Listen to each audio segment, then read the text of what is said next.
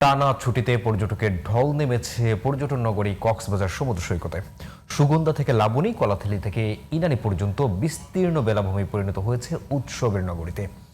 ঈদের পরদিন থেকে শুরু হওয়া জনস্রোত এখনও চলমান রয়েছে।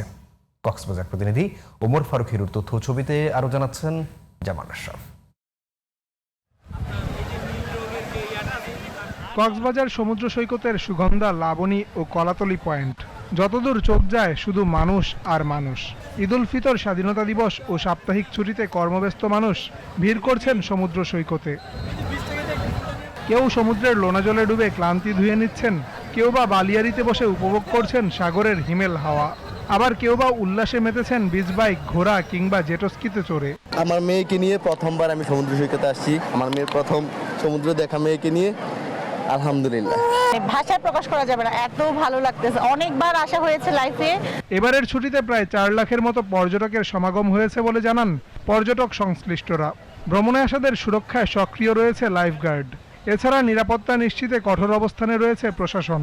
আমাদের কলাতলি বিচ, সুগন্ধা বিচ এবং লাবণী বিচে 3টা টিম আছে।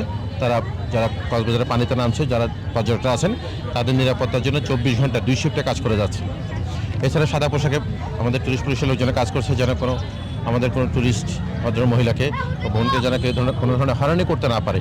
ভ্রমণ ক্লান্তি দূর করে পর্যটকরা নিরাপদে বাড়ি ফিরতে পারবেন, এমন প্রত্যাশা পর্যটক সংশ্লিষ্টদের। জামান আশরাফ, জিটিভি নিউজ।